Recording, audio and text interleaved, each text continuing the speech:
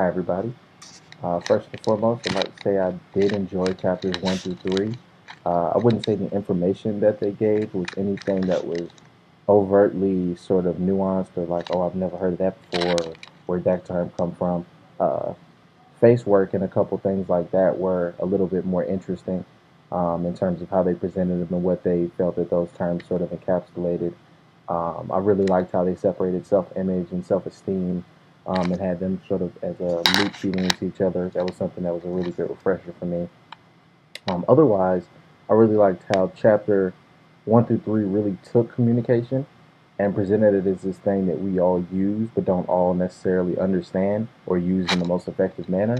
And then it took the time between all these chapters to sort of break down why conversation has become so convoluted. And not that at any time it was even more clear, but that it's become more convoluted because of social media, because of the access of the internet, because of media, because of um, cultural differences. I love the fact that they brought up cultural relativism in terms of just something that can really affect your perception because there are aspects of other cultures that aren't directly sort of transferable between cultures that wouldn't quite be understood in terms of and in language included.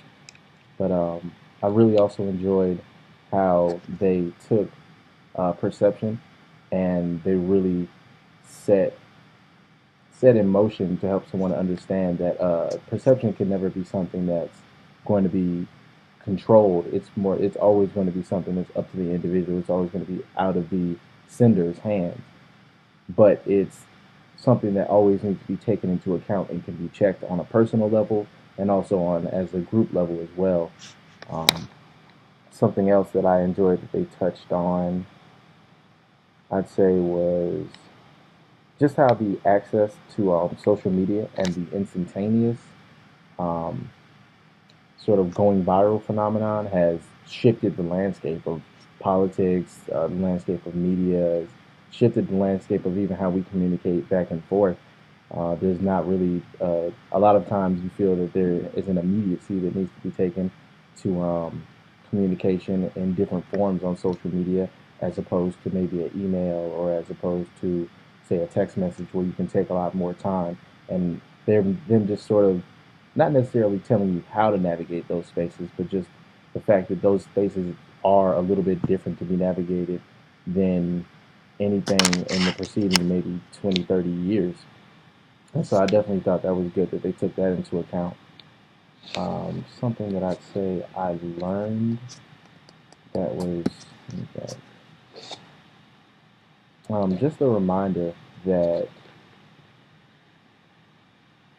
yeah, just probably just a reminder that a lot of information is being taken and is either correct, can be accurate or inaccurate. I think that's something that we all sort of take for granted. A lot of us want to get on the site or get on the website and know that what we're reading is as much true as it can possibly be, and sort of just the fact checking behind that and understanding that those sort of aspects of our society can really affect how we communicate, being that we can take in a lot of information and not necessarily have enough time to process it because of the instantaneous nature of our culture or of communication as it's become in our culture. Um, I really enjoyed, let's see, trying to think of any particular aspect, that they just sort of broke down communication as processing and systems. I really like that they took the neurological aspect of perception from the brain aspect of the brain really being selective and how much information it can take, and it also being able to sort of it also wants to complete a lot of things. So the object, I mean the figure, I don't remember what number figure it was, but the figure with the cow with the random shapes ended up looking like a cow image if you stared at them long enough. That sort of like completest nature that's inherent within the brain is also a huge part of communication. Where say someone you feel like someone may have said something and you didn't completely hear them, but in your mind you finished the statement and it's not exactly what they said. Like those are all things that can be reacted to instantaneously and convolute conversation or limit the effectiveness of conversation. And that's just one of many examples. Um, The fact that communication can be intentional or unintentional is, of course, really good, as I said. And I'm really just looking forward to the nonverbal aspect. I felt like a lot of the chapter was sort of leading towards. I mean, a lot of the third chapter was sort of leading towards nonverbal communication. And otherwise, I look forward to hearing everybody else's videos and takes on the chapter, and hopefully somebody picked up on something that I didn't. Thank you.